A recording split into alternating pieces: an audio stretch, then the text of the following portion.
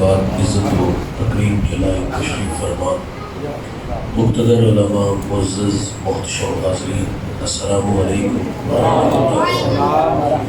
چند باتیں آپ کے گوش گزار کر کے ساگر صدیقی بارگاہ خیر الانام میں ہدیہ عقیدت پیش کرتا ہے۔ بزم کونین سجانے کے لیے آپ آئے، شمع توحید جلانے کے لیے آپ آئے، ایک پیغام جو ہر دل میں اجالا کر دے، ساری دنیا کو سنانے کے لیے آپ آئے، ایک مدت سے بھٹکتے ہوئے منزل کی طرف دور تک راہ دکھانے کے لیے آپ آئے، اور ناخدا پن کے ابلتے ہوئے طوفانوں میں کشتیاں پار لگانے کے لیے آپ آئے تو ہر طرف اجالے انوار کرم کی برکھا برسی۔ اب حضور کی آمد سے پہلے کے حالات، حضرت عیسیٰ علیہ السلام کے بعد 571 سال کا ایک طویل زمانہ بیت چکا تھا، اور حضرت انسان اپنے خالق و مالک کو بھول چکا تھا، اخلاقی قدریں زوال پذیر تھی۔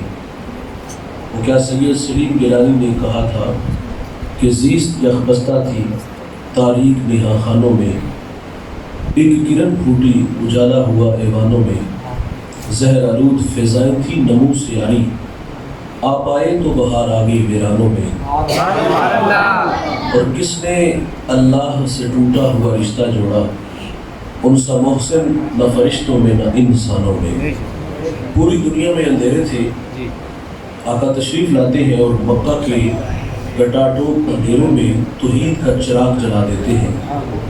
پھر اتنے اجالے انوار اترے کہ جو لوگ در در پہ دھکے کھا رہے تھے، آقا کی صدائے دل نواز نے انہیں کھینچ کے ایک خدا کے آگے جھکنا سکھا دیا۔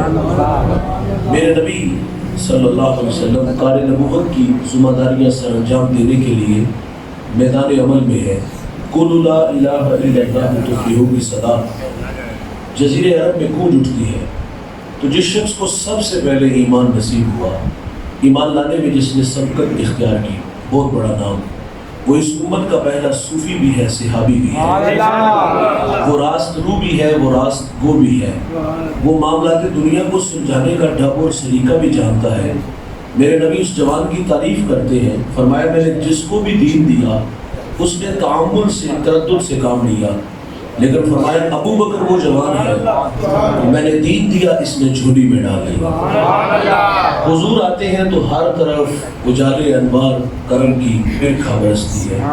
دوستو، یہ میرا اور آپ کا اعزاز ہے، فخر ہے، شرف ہے کہ اللہ تعالیٰ نے ہمیں وہ نبی عطا کیا جس کے لیے نبیوں نے دعائیں کی ہیں۔ ابراہیم علیہ السلام کعبے کی دیواریں کھڑی کر کے کہتے ہیں ربنا وبعث فیہم رسولا، دیکھ اللہ تیرا بابرکت گھر تعمیر ہو گیا، اب تو اس پیارے رسول کو بھیج دے۔ یار ایک شخص روزانہ مکان کی چھت پہ کھڑا ہوتا ہے اور اداس نگاہوں سے ان راہوں کو دیکھتا ہے جن راہوں سے سونے محمد نے گزرنا تھا۔ طبیعت بڑی بے چین رہتی، مضطرب رہتی، اور زبان حال سے کہا کرتا تھا کیریاں میں کیریاں، درد و غم دی کیریاں، اڈیاں چک چک راما وکھا تیریاں۔ یہ بحیرہ راہب ہے جو روزانہ حضور کی راہوں میں آ کے کھڑا ہو جاتا۔ میرے نبی کی آمد سے 1000 سال قبل یمن سے طوبہ اول علماء کی جماعت کو لے کے نکلتا ہے۔ راستے میں یثرب آیا، علماء نے بتایا کہ یہ جا آخر زمان محمد صلی اللہ علیہ وسلم کی ہجرت کی جا ہے، اور علماء نے معذرت کر لی اب ہم یہاں سے آگے نہیں جائیں گے، ہماری آخری ہچکیاں بھی اسی سرزمین پہ ٹوٹ جائیں گی۔ اس نے بھی وہاں علماء کے لیے گھر بنائے، اور ایک گھر میرے رسول کے نام کا بنا، عقیدت سے بنا، چاہ سے بنا، اور اس جماعت کے جو بڑے عالم تھے شامون، وہ گھر ان کے سپرد کیا۔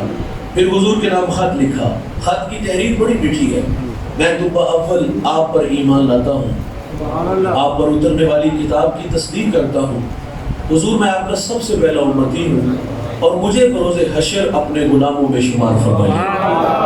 خط لکھا، شامون کو دیا، اور گزرتے اتنا کہہ دیا کہ میرے پہ مہربانی کرنا، اگر حضور میری زندگی میں تشریف لے آئے تو مجھے ان کے آنے کی خبر دینا، اور اگر وہ میری زندگی میں تشریف نہ لا سکے تو یہ خط سنبھال لو، اس کو آگے نسلوں میں منتقل کر رہنا۔ طبا چلا گیا، اس شام کی بستی حضور کی راہوں میں ڈیرے جما کے بیٹھ گئی۔ بیان طبا روزانہ وہ راہیں تکتا، کہیں سے کوئی سندیسہ، ہوا کا کوئی جھونکا میرے نام پیغام محبت لے آئے اور میں خود کو کھینچ کے ترے حبیب تک لے چلوں، لیکن طبا ہجر رسول میں تڑپ تڑپ کے جان دے دیتا ہے۔ وہ شام کی بستی حضور کی راہوں میں بیٹھی ہے بھائی، پھر 1000 سال کا طویل زمانہ بیت جاتا ہے۔ میرے نبی دنیا میں جلوہ فراز ہوتے ہیں، 53 سال مکہ میں گزارے، اور پھر اللہ کا حکم آیا کہ آپ مدینے والے آپ کی راہیں تک رہے ہیں۔ مدینہ تشریف لائے تو طلع البدر علینا کی صدائے مدینہ میں گونج اٹھی، والہانہ استقبال ہوا۔ آپ تشریف رکھیں، بیٹھ سکتے، بہت شکریہ۔ والہانہ استقبال ہوا۔ اچھا، وہ خط جو 1000 سال پہلے طبا نے حضور کے نام لکھا، مدینہ میں جس شخصیت تک پہنچا وہ مدینہ کا بڑا معتبر صحابی ہے، اور بھائی ان کا نام لے تو لہجہ میٹھا ہو جاتا ہے، اور اس صحابی کا اعزاز ہے کہ انہیں حضور کی میزبانی کا شرف ملا۔ رومی کہتے ہیں کہ جب حضور ان کے گھر تشریف لے گئے نا تو انہیں چاہ چڑھ گیا، امروز شاہ شاہاں مہمان شدست و مارا، جبریل با ملائک دربان شدست و مارا۔ کہتے آج شاہوں کا شاہ میرے گھر کا مہمان بنا ہے، اور نوریوں کا سردار جبریل میرے گھر کا پہرا دے رہا ہے۔ اس شخصیت کا زمانہ حضرت ابو ایوب انصاری رضی اللہ تعالیٰ عنہ کے نام سے جانتا ہے۔ حضور مدینہ تشریف لے آئے، مشاورت سے یہ بات طے پائی کہ تقاضۂ محبت ہے کہ جب حضور مدینہ آئے تو سب سے پہلے جو 1000 سال پہلے طبا نے خط لکھا تھا وہ حضور کی خدمت میں پیش کیا جائے۔ اس کے لیے ابو لیلہ کا انتخاب کیا گیا۔ منظر بڑا دل نشین ہے دوست، سنیے گا۔ حضور مدینہ تشریف لے آئے، ابو لیلہ سامنے کھڑے ہیں، اور حضور دیکھ کر کے فرما دیں کیا آپ ابو لیلہ ہو؟ قال نعم، جی میں ابو لیلہ ہوں، لیکن یہ بتائیں کہ آپ کو کس نے بتایا؟ فرمایا جس اللہ نے مجھے نبی بنایا۔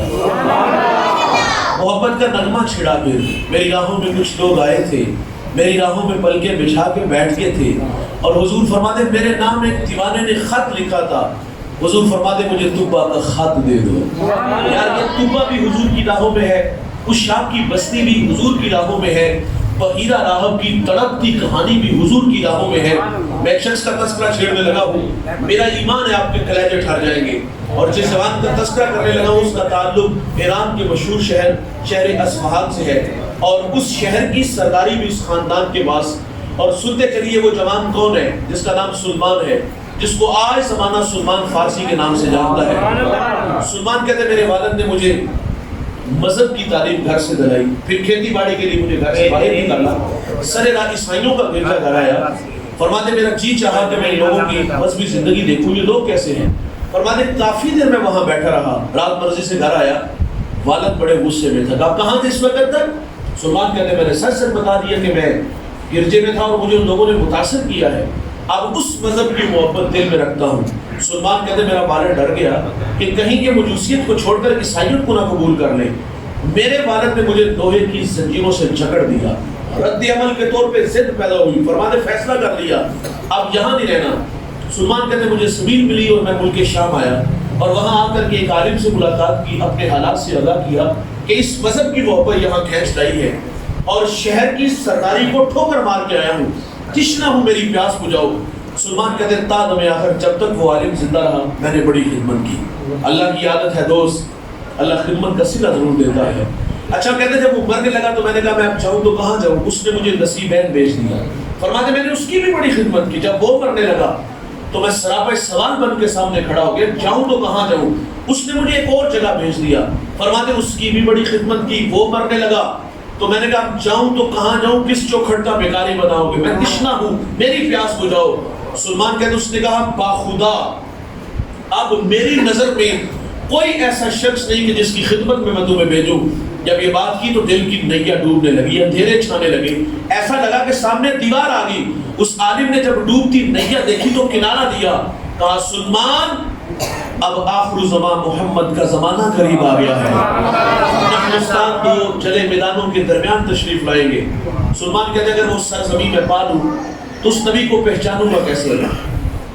اس نے کہا اس کی 3 نشانیاں اور دھیان سے سنیے گا. نمبر 1 کہا وہ صدقہ نہیں لیں گے. نمبر 2 وہ ہدیہ قبول کریں گے. نمبر 3 ان کے دونوں کندھوں کے درمیان محاذ قلب پہ مہر نبوت ہوگی. کہا سلمان اگر تو وہاں پہنچ سکتا ہے تو پہنچ جا. فرماتے میں نے دوڑ لگا دی, رخت سفر باندھا. سر راہ مجھے بنی قلب کا قافلہ ملا. میں نے ان سے کہا میرے پاس کچھ گائے بکریاں ہیں, یہ مجھ سے لے لو اور اپنی سرزمین تک پہنچا دو. وہ راضی ہو گئے, لیکن سلمان کہتے بڑے ظالم تھے کہ ایک جگہ پہ جا کر انہوں نے مجھے جکڑ لیا, غلام بنا لیا. غلامی تلخ ہوتی ہے دوست, کہتے ہیں بڑے دھکے کھائے. انہوں نے پھر مجھے ایک یہودی کے ہاں بیچ دیا. پھر اس یہودی نے میرا سودا ایک اور یہودی کے ہاں کیا. خیر فرماتے اس یہودی کا تعلق حضور کے شہر مدینہ سے تھا. منزل نصیب ہو گئی, اب وہ ڈیپنے لگے. ایک دن کسی نے آگے بتا دیا دیوانے جس کی راہوں پہ بیٹھے نا وہ پیارے محمد دنیا میں جلوہ فراز ہو چکے ہیں. اچھا اب سلمان کہتے میرا جی چاہا کہ میں اڑ کے حضور کے قدموں میں چلا جاؤں. وہ کیا کسی شاعر نے کہا کہ اے زوف مدد کر در احمد پہ گرا دے, دربان کہیں اٹھ کہوں اٹھا نہیں جاتا. غلام مرضی سے نہیں جیتے دوست, ہجر کی آگ میں چلنا پڑا, انتظار کی راہوں میں کھڑے رہے. پھر وہ ہمایوں گھڑیاں آئیں, سعادت بخش لمحے نصیب ہوئے. سلمان کہتے ایک دن میں باغ میں تھا اور کھجور کے درخت پہ چڑھا تھا اور اس کی خدمت میں لگا تھا کہ اچانک میرے مالک کا چچا زاد بھائی آیا اور بڑے غصے میں تھا اور آگے کہتا ہے خدا ستیہ ناس کرے اوس و خزرج کا, ایک شخص ادعائے نبوت مکہ سے ہمارے یہاں یثرب آیا اور لوگ اس کے گرد جمع ہو گئے. سلمان کہتا ہے میرے جسم پر کپ کپی تاری ہو گئی اور میں نے اوپر سے چھلانگ لگا دی. انجام سے باخبر تھا, سوال کیا تو پیتا جاؤں گا, لیکن نام محمد کی مستی طبیعت میں ایسی چڑھی کہ انجام سے بے نیاز ہو کے تذکرہ دل نواز چھڑا. وہ تو پہلے غصے میں تھا, اس نے سلمان کے منہ پہ مکہ مار دیا. خیر فرماتے میں نے برداشت کیا. رات کی تاریکی چھائی اور میں حضور کی خدمت میں حاضر ہو گیا. حضور اس وقت قبا میں اپنے غلاموں کے جھرمٹ میں تھے. سلمان کہتے میں کھانا لے کے حضور کی خدمت میں حاضر ہو گیا. بھائی جان یہ کہاں سے چلے ہیں؟ اصفہان سے, شام, اموریہ, نصیبین, یہودیوں کے ہتھے چڑھے, در در کی غلامی, دھکے کھائے. آج منزل نصیب ہو گئی یار, دل دے بیٹھے. لیکن وہ 3 باتیں جو سالم نے بتائی ہوئی تھی وہ پیش نظر تھی. سلمان کہتے میں نے حضور کو کھانا پیش کیا کہ حضور آپ ایک لمبا سفر کر کے مکہ سے ہمارے یہاں یثرب آئے ہیں اور میرے پاس یہ صدقے کا کھانا ہے اور آپ اس کے حقدار زیادہ ہیں, اس کو قبول فرما لیں. سلمان کہتے حضور نے وہ کھانا خود نہیں کھایا, اپنے غلاموں میں بانٹ دیا.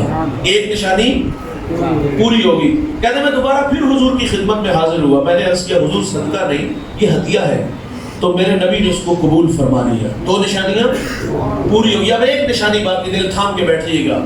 سلمان کہتے ہیں حضور ایک دن بقیع میں اپنے غلام کی تدفین میں مشغول تھے اور میں بھی وہاں موجود تھا. اور کہتے ہیں میں جلدی سے پیچھے آ کھڑا ہوا اور یہ شوق کھینچ لایا کہ آج مہر نبوت کی زیارت کروں گا.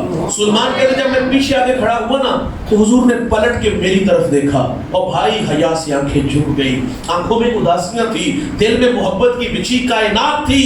میرے نبی کو سلمان پہ پیار آ گیا, کمر سے چادر کو اٹھا دیا. جب چادر اٹھتی ہے مہر نبوت کو دیکھتے ہیں, آگے بڑھتے ہیں, بدن سے لپٹتے ہیں اور پھر بدن کو چومنا شروع کر دیا. اور سلمان کی آنکھوں میں آنسو آ گئے. حضور نے دامن پکڑ کے سامنے بٹھا لیا, فرمایا سناؤ نا ہمارا پیار کہاں سے کھینچ لایا. محبت کا نغمہ چھیڑا, کبھی عرش پر کبھی فرش پر, کبھی ان کے در کبھی در بدر. غم عاشقی تیرا شکریہ میں کہاں کہاں سے گزر گیا. اب آئیے سلمان فارسی بھی حضور کی راہوں میں, طبہ اول بھی حضور کی راہوں میں, کچھ شام کی بستی بھی حضور کی راہوں میں, بحیرہ راہب بھی حضور کی راہوں میں. اللہ کے خلیل اللہ کا گھر بنا کے کہتے ربنا وبعث فیہم رسولا, دیکھ اللہ تیرا بابرکت گھر تعمیر ہو گیا, اب تو اس پیارے رسول کو بھیج دے. میرا سوال آپ سے ہے, مجھے بتائیے گا دوست, کیا ہمیں تہجد کے وقت اٹھنا پڑا, ٹھنڈے پانی سے وضو بنانا پڑا, مصلی بچھانا پڑا, پیشانی جھکانا پڑی, منت سماجی کرنا پڑی؟ نہیں دوست, ہم سوئے تھے, بخت سبلہ نکلا.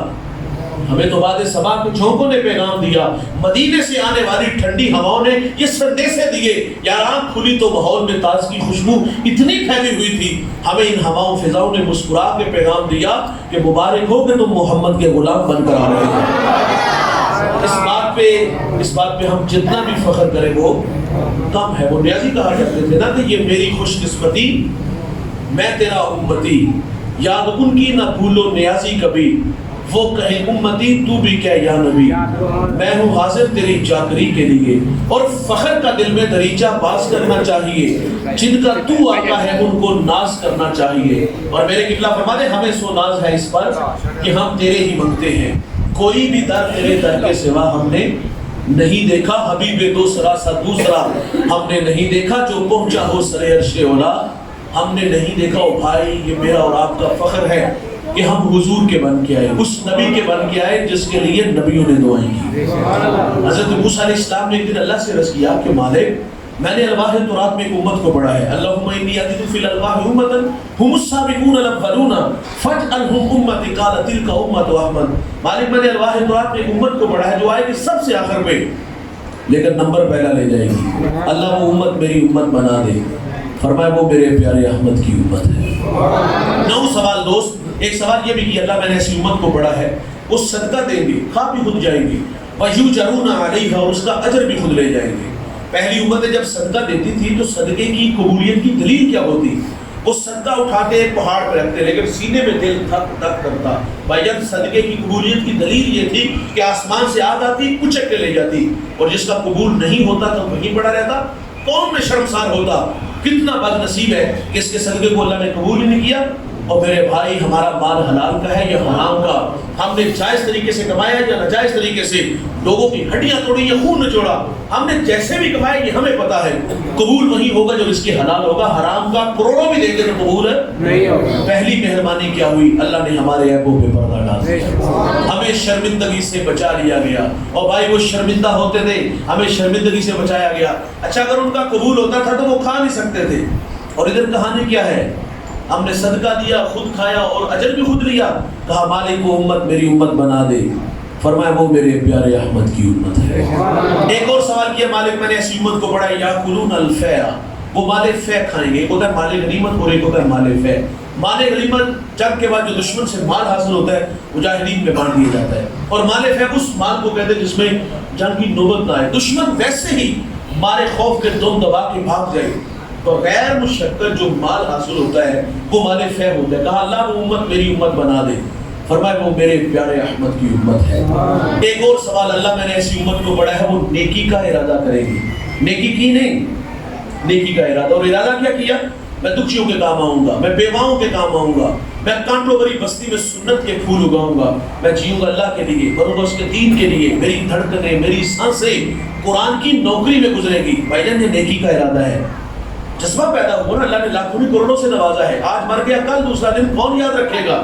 اور دل میں شوق پیدا ہوا میری دیوار کے متصل میرا غریب بھائی، کچی دیواروں سے چیخوں کی آوازیں، صفا کتنا ہو گیا کہ سینے میں دل نہیں شاید کے پتھر ہے، میری ہمسائیگی میں کتنی بیوائیں ہیں، کتنے یتیماں ہیں، مساکین ہیں، جو لوگ نانے شبینہ کو ترسے، یہ پیسہ میں وہاں خرچ کر کے اپنی آخرت کے لیے کچھ ذخیرہ کروں گا۔ بھائی بہن ابھی تجوری کا منہ نہیں کھولا، ابھی کسی دکھیے کے کام نہیں آیا، ابھی کسی گردے کو سہارا نہیں دیا، اور بھائی ابھی کسی کو کھینچ کے مسجد میں نہیں لایا، پیشانی میں سجدوں کا نور نہیں لایا، کانوں میں قرآن کے نغمے نہیں لایا، لبوں پر سونے محمد کے ترانے نہیں لایا۔ بھائی جان صرف دل میں نیکی کا جذبہ پیدا ہوا ہے۔ آپ جانتے ہو ان جذبوں کی اللہ کے ہاں کیا قدر ہے، سنتے چلیے گا۔ مومن کی نیت اس کے عمل سے بہتر ہوتی ہے۔ میرے نبی فرماتے ہیں ایک شخص کے نامہ اعمال میں حج لکھا ہوگا، وہ اللہ سے عرض کرے گا یا اللہ میں نے حج نہیں کیا۔ اللہ فرماتے ہیں بتا جب حاجیوں کے قافلے چلتے تھے تیرا دل تڑپتا تھا؟ تو وہ عرض کرے گا یا اللہ بڑا ہی تڑپتا تھا۔ فرمایا اسی تڑپ کی وجہ سے تیرے نامہ اعمال میں حج لکھ دیا۔ اللہ میں نے ایسی امت کو پڑھا ہے، وہ نیکی کا ارادہ کریں گے تو ارادے سے نیکی عطا ہوگی، کریں گے ایک لکھی ایک نہیں 10 جائیں گی۔ اے اللہ وہ امت میری امت بنا دے، فرمایا وہ میرے پیارے احمد کی امت ہے۔ ایک اور سوال اللہ میں نے ایسی امت کو پڑھا ہے وہ گناہ کا ارادہ کریں گے، گناہ کیا نہیں ارادہ، اور ارادہ کیا کیا؟ رات شراب خانے میں جا کے شراب کے جام اڑائیں گے، بند کمروں میں آبرو ریزی کریں گے۔ اور بھائی منحوس خیال آ گیا، میں جن کو کہ نشے مند میں اور میری ہمسائیگی میں بسنے والے سنگے مرمر کے بنے گھروں میں رہے، میرے بچے نانے شبینہ کو ترس اس کے گھر میں گھی کے چراغ جلے، میں قسم و کرسی کی زندگی گزاروں اور وہ عیش و عشرت میں رہے۔ منحوس خیال کیا آیا؟ راہزن بنوں گا، لٹیرا بنوں گا، ہاتھ حرام کی طرف بڑھاؤں گا، لوگوں سے چھین کے کھاؤں گا۔ یہ ہے گناہ کا ارادہ، نہ شراب کے جام لبوں تک آئے، نہ ہاتھ حرام کی طرف بڑھا، اور کوئی ایسا عمل ابھی نہیں ہوا، بس گناہ کا ارادہ ہے۔ بھائی جان کیا یہاں فرشتے کو حکم ہے کہ میرے بندے کے دماغ کی سکرین پر اس وقت جو گندے خیال آ رہے ہیں مجھے پسند نہیں اور اس کے کھاتے میں گناہ ڈال دو. بھائی وہاں تو نیکی کا ارادہ تو نیکی عطا ہوئی اور یہاں گناہ کا ارادہ یہاں روک دیا گیا. ہو سکتا ہے یہ جو قدم سینمے گھر کی طرف بڑھ رہے اللہ کے گھر کی طرف آ جائے, یہ جو ہاتھ حرام کی طرف بڑھا رہا ہے اللہ کے تھوڑے پر راضی ہو جائے. اور جوانوں گناہ کے ارادے سے گناہ نہیں لکھا جائے گا, فطرت میں بھول جانا ہے. اگر گناہ سرزد ہو جائے گا تو لکھا بھی ایک جائے گا, اور اگر کوئی ندامت کے تھرو اس کی چوکھٹ پہ لے کے آ جائے, کیے ہوئے گناہوں پر شرمسار ہو جائے, ہجرت کر کے پلٹ آئے, یہ اللہ کا وعدہ ہے میں اس کے گناہ کو لوح محفوظ سے مٹا دوں گا. ہم تو مائل بکرم ہیں, کوئی سائل ہی نہیں, راہ دکھلائے کسے کوئی رغب منزل ہی نہیں. اور جو گناہ چھوڑتی ہے عادت باری تعالیٰ ہے, وہ گناہوں پر کرم کا قلم پھیر دیتا ہے. یار حضور کی خدمت میں خاتون حاضر ہوئی اور گھبرائی ہوئی تھی, اور آپ کہتی طہرنی یا رسول اللہ, 4 دفعہ کہا آقا مجھے پاک کیجئے, آقا مجھے پاک کیجئے, آقا مجھے پاک کیجئے, آقا مجھے پاک کیجئے. مجھے مگا گناہ بڑا تھا, شادی شدہ تھی, زنا کا ارتکاب ہوا. فرمایا گناہ تو نے کیا, سزا تیرے لیے, بچے کا کیا قصور. اس کو مہلت دی گئی, اس نے بچے کو جنم دیا, 2 سال دودھ پلایا, 2.5 سال بعد حضور کی خدمت میں حاضر, سنگسار کیا گیا. خود میرے نبی نے جنازہ پڑھا. حضرت عمر نے عرض کیا آقا یہ بڑی بدکار عورت تھی. تو حضور فرماتے ہیں عمر اس خاتون نے ایسی سچی توبہ کی ہے, اگر اس کی توبہ کا 10واں حصہ اہل مدینہ میں بانٹ دیا جائے نا تو اللہ تعالیٰ سب کی مغفرت فرمائے. آج صحابی نے کھلے رابی نے, بھائی آج معذرت کریں گے تو وہ معاف کرے گا, کیونکہ توبہ کا دروازہ نہیں ہوا, سورج مغرب سے طلوع نہیں ہوا. اور آج اگر 2 آنسو اس کی چوکھٹ پہ لے آئیں گے, پچھلے پہر آ جائیں گے, مصلا بچھا لیں گے, منت کر لیں گے یار پچھلی لاتی رحمت رابدی کرے بلند آوازہ, ہے کوئی بخشش منگن والا, کھلا ہے دروازہ. 2 آنسو اس کی چوکھٹ پہ لے آؤ گے تو یہ وعدہ ہے میں معاف کر دوں گا. یار ایک شخص نے 20 سال عبادت کی اور 20 سال پھر اس کی دہلیز سے دور چلا گیا. 40 سال عمر ہوئی, آئینے کے سامنے کھڑا ہوا, داڑھی میں سفید بال دیکھے, داڑھی میں سفید بال آ جائے تو میرے بھائی جان لو کہ موت کا وقت قریب آ گیا ہے. اٹھتے جنازے, پھیلی ہوئی قبریں, بچھے ہوئے صفے ماتم, اور جب یہ یادداشت بھی کمزور ہونا شروع ہو جائے سمجھ لو موت کا وقت قریب آ گیا. داڑھی میں سفید بال دیکھے تو رونے لگا اور کہتے اللہ اگر واپس آ جاتا کی سلوک ہوئے گا. عاطف سے آواز آئی, 20 سال عبادت کی, قبول کی, پھر 20 سال دہلیز سے دور چلا گیا, ناراض کیا, حکموں کو توڑا, تیرا انتظار کیا, تو پلٹ آیا ہے, رب رحیم بھی ہے, رب کریم بھی ہے, جا تیرے سارے گناہ معاف فرما دیے. آج صحابی نے کھلے رابی نے, آج معذرت کریں گے تو وہ معاف کرے گا. بھائی جان اگر بے مہار زندگی گزاری نا من مانی کی تو پھر پچھتاوا ہوگا, لیکن اس وقت کے پچھتاوے کا حاصل کچھ نہیں ہوگا. اس نے تو کافر بھی کہے گا یا لیتا نہیں کنت ترابا, آئے کہ میں مٹی بن جاؤں, لیکن بھائی جان اس نے یحییٰ علیہ السلام کے ہاتھوں مینڈے کی شکل کے اندر موت کو موت آ جائے, اس نے صرف زندگی کی زندگی ہوگی. آج معذرت کریں گے تو وہ معاف کرے گا. سری سکتی فرماتے میں گزر رہا تھا تو میں نے سرے راہ ایک شرابی دیکھا, گندی نالی میں اس کا منہ تھا, اور میرے نبی فرماتے شراب پینے والا بت پوجنے والے کی طرح ہوتا ہے. شرابی کو جب قبر میں اتارا جائے گا تو فرمایا اس کا رخ قبر کے اندر قبلے سے پھیر دیا جائے گا. شرابی کو مرتے وقت کلمہ بھی نصیب نہیں ہوگا. حضرت علی فرماتے شراب کا ایک قطرہ دریا میں ڈال دیا جائے, دریا خشک ہو جائے, گھاس اگے, اور وہ گھاس میرا گھوڑا کھائے.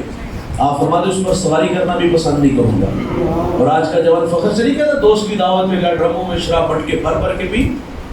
میں نے ایک بزرگ کا قول پڑھا, آپ فرماتے گناہ کی سزا یہ ہے کہ بندہ گناہ کر کے پھر گناہ کرتا ہے. اور بھائی فطرت میں بھول جانا, گناہ ہو تو ہاتھ چھوڑنا چاہیے نا.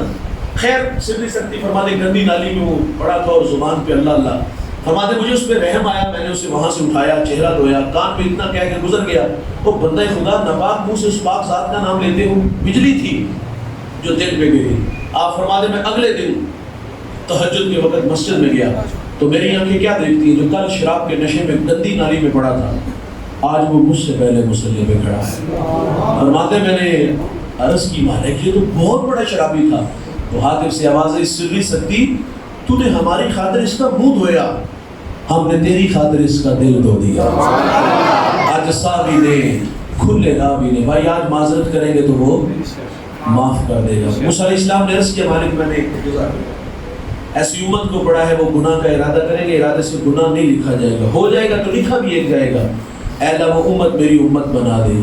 فرمایا وہ میرے پیارے احمد کی امت ہے. 9 سوال اور ہر سوال پہ ایک ہی جواب, اور آخر پہ موسیٰ علیہ السلام عرض کرتے ہیں ٹھیک ہے اللہ وہ امت میری نہیں بنانی تو نہ بنا, مجھے بھی اس محمد کا امتی بنا دے. پھر ہم کیوں نہ دوست کہیں گے میری خوش قسمتی, میں تیرا امتی یاد ان کی نہ بھولو نیازی کبھی، وہ کہیں امتی تو بھی کیا یاد نبی۔ یار 63 برس اس امت میں میرے نبی نے گزارے اور ساری زندگی اس امت کے نغمے بولے۔ فضل بن عباس کہتے ہیں جب حضور کو برکت نور میں اتارا گیا نا تو میں نے دیکھا لب حرکت میں تھے، کان قریب کر کے سنا تو حضور اس وقت بھی فرما رہے تھے اللہ میری امت کی مغفرت فرما دے۔ جب احزاب کی آیتیں اتری تو حضور کا رنگ متغیر ہو گیا، آپ مجمع صحابہ سے اٹھے باہر چلے گئے۔ صحابہ سمجھے شاید حضور کسی حاجت کے لیے گئے ہیں، تھوڑی دیر انتظار کیا، تشریف نہ لائے تو تلاش کرنا شروع کر دیا، 1 دن 2 دن، حتیٰ کہ تیسرے دن کا سویرا طلوع ہو گیا، ممبر اداس، گلیاں اجڑ گئی۔ بلال حبشی مدینے کی گلیوں میں چیخیں مار مار کے روتا ہے، سیدہ فاطمہ گھر میں غشی پر غشی آ رہی ہے۔ واسف علی واسف کہتے ہیں شرف مکان کا نہیں ہوتا مکین کا ہوتا ہے۔ وہ یثرب تھا، بیماریوں کا گھر تھا، لیکن سونے محمد کے قدم لگتے ہیں اللہ مدینے کی خاک میں شفا رکھ دیتا ہے۔ تیسرا دن ہوا صحابہ جنگل میں چلے گئے، میں نے اس جنگل کی زیارت کی ہے، وہاں گھر بن گئے، وہاں ایک چرواہا ملا، اس سے کہتے ہیں یار اس نام کا کوئی شخص تو نہیں دیکھا؟ اس نے کہا اتنا میٹھا نام تو میں نے سنا ہی پہلی دفعہ ہے، ہاں اتنا ضرور جانتا ہوں وہ سامنے غار دیکھتے جس کا نام جبل صلاح ہے، وہاں ایک جوان ہے جو صبح بھی روتا ہے شام بھی روتا ہے اور کہتا ہے وہ میری بکریاں دیکھو ہلکا بنائے بیٹھی ہیں، نہ کچھ کھاتی ہیں نہ کچھ پیتی ہیں، وہ روتی ہیں تو یہ بھی روتی ہیں۔ صحابہ نے پوچھا وہ رونے والا کیا کہتا ہے؟ اس نے کہا جب اس کے لبہائے مبارک کھلتے ہیں تو وہ رب حبلی امتی کی صدائیں دیتے ہیں۔ بے جان جسموں میں جان آئی، صحابہ اندر داخل ہوئے، آنکھیں کیا دیکھتی ہیں کہ پیشانی نکیلے پتھر پہ جھکی ہے اور رو رو کے میرے لیے اور آپ کے لیے اللہ سے کہہ رہے تھے اے اللہ میری امت کی مغفرت فرما دے۔ سیدنا صدیق اکبر آگے بڑھے، عرض کیا حضور 3 دن جدائیوں میں گزر گئے، چلیے اللہ امت کے ساتھ معاملہ بہتر فرمائے گا۔ فرمایا اتنی دیر تک ابو بکر سجدے سے سر میں اٹھاؤں گا جتنی دیر تک اللہ وعدہ نہیں کر دیتا۔ سیدہ فاطمہ کو خبر ملی، آپ مدینے کی عورتوں کو لے کے اس غار کی طرف بڑھی، صحابہ پیچھے ہٹے، اندر داخل ہوئی، عرض کی ابو بیٹی آئی ہے، جگر کا ٹکڑا جس کے لیے مسند بچھا دیتے تھے، فاطمہ آئی ہے۔ تو حضور نے بیٹی کو بھی یہی فرمایا بیٹے مجھے امت کی محبت رلا رہی ہے۔ جوانوں جب حضور سجدے سے سر نہیں اٹھاتے پھر سیدہ اپنے مالک سے عرض کرتی مالک میں نے سنا ہے جب فقیروں اور درویشوں کی دعائیں مستجاب نہیں ہوتی تو وہ سروں سے پگڑیاں اتار کے اللہ تجھ سے دعا مانگتے ہیں، پھر تجھے اپنے بندوں پہ رحم آ جاتا ہے۔ عرض کیا مالک آج تیرے نبی کی بیٹی فاطمہ جس پر تو نے تطہیر کی آیتوں کو نازل کیا ہے، میں سر سے دوپٹہ اتار کے اپنے بابا کی امت کے لیے تجھ سے بھیک مانگتی ہوں۔ سیدہ کا ہاتھ ردا کی طرح بڑا، کوہرام مچ گیا، بادلوں کی اوٹ میں سورج نے منہ چھپا لیا، ایسا لگا کہ قیامت آ گئی۔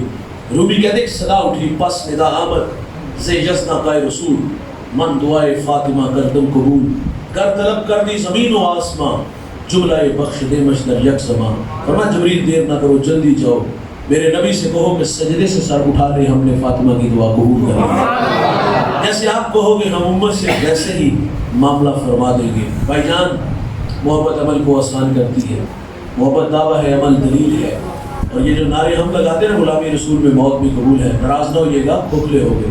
حضور نے ہمیں اتنا پیار دیا یار، تو ہم نے اس کے سلے میں کیا دیا؟ اگر 2 لمحوں کے لیے تخیلات میں غوطہ لگے، میں اور آپ خود کو کھینچ کے اس غار میں لے چلے، ایک جانب خود کو کھڑا کیجئے گا اور ایک جانب محبت کی بچھی کائنات دیکھیے گا۔ 3 دن رو رو کے ہمارے لیے دعائیں مانگی، ہم کہاں کھڑے ہیں یار؟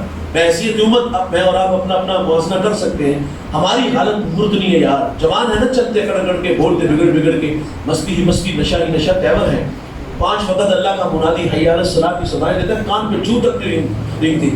کسی کو ہم آخرت کی بات سنائے تو لوگ ہمیں سیدھی بات ہے مولوی اپنی تقریر اپنے پاس رکھ، شباب ہمیشہ رہے گا، عمر کے سائے نہیں ڈلیں گے، موت کی ہچکیاں لگے گی، خدا کی کچہری میں پیشی نہیں ہوگی۔ لیکن ہم کہتے ہیں بھائی کبھی آسمان کی چھاتی پہ چمکتا چاند دیکھو، ایک صورت میں نہیں ہوتا یار، قمر کبھی بدر کبھی ہلال ہوتا ہے۔ ہمیں اس دنیا میں ہمیشہ نہیں رہنا، یہاں جو آیا ہے جانے کے لیے، جو پیدا ہوا ہے مرنے کے لیے۔ کل من علیہا فان، جو بھی ہے اس کو فنا ہے، بقا صرف اللہ کو ہے میرے بھائی۔ اور بھائی اعزاز شرف ہمارے ہیں، جس قدر اعزاز بڑے ہونا تو اس قدر تقاضے بھی بڑھ جاتے ہیں، تو ان تقاضوں کو میں اور آپ کیوں بھول گئے یار؟ انہوں نے اتنا پیار دیا، ہم نے اس کے سلے میں کیا دیا؟ آج تقاضا ہے بھائی ہم اپنی جوانیاں دہلیز رسول تک لے آئیں، قرآن کے داعی بنے، قرآن کے مبلغ بنے، ہم سے جہاں تک ممکن ہو ہم اپنی بساط کے مطابق یار محنت کر کے، کتنی محنت ضرور کر کے جائیں کہ ہم نے 33% نمبر مل جائے یار، منہ دکھانے کے تو قابل ہو سکیں۔ حضور نے ہمیں محبت دی، اس محبت کا تقاضا کہ ہم زندگی کا لمحہ لمحہ رسول اللہ کے نام لگا دیں۔ کام تھوڑا ہو مزدور زیادہ ہو نا تو مالک دہاڑی مرضی سے دیتا ہے، لیکن جب کام زیادہ ہو مزدور تھوڑے ہوں تو مالک راضی کرتا ہے۔ آج دین کی راہوں کے راہی بہت کم ملیں گے، تخت الرجال ہے۔ آج جوانیاں دہلیز رسول تک لے آؤ گے، اپنی جو ہے وہ توانائیاں اور محنت جو ہے عمل کی راہوں پہ لے آؤ گے، لوگوں کو کھینچ کے مسجد میں لاؤ گے، کسی کو عمل کا راستہ دو گے، اس کا اجر اللہ کے ہاں کتنا ہے میں اور آپ شمار بھی نہیں کر سکتے۔ یہ میری خوش قسمتی، میں تیرا امتی، یاد ان کی نہ بھولو نیازی کبھی، وہ کہیں امتی تو بھی کیا یا نبی، میں ہوں حاضر تیری چاکری کے لیے، اور فخر کا دل میں دریچہ باز کرنا چاہیے، جن کا تو آقا ہے ان کو ناز کرنا چاہیے۔ ہم ناز کرنے کے لیے جمع ہوئے، اللہ تعالیٰ سے دعا ہے اللہ مجھے آپ کو حضور کی لازوال محبت سے مالا مال فرمائے، ایک ایک سنت پر پہنچ کر عمل کی توفیق عطا فرمائے۔ پروگرام جاری رہے گا، اس کے بعد ثنا خان رسول اور خطیب صاحب تشریف لائیں گے۔ مجھے آپ اجازت دیجیے۔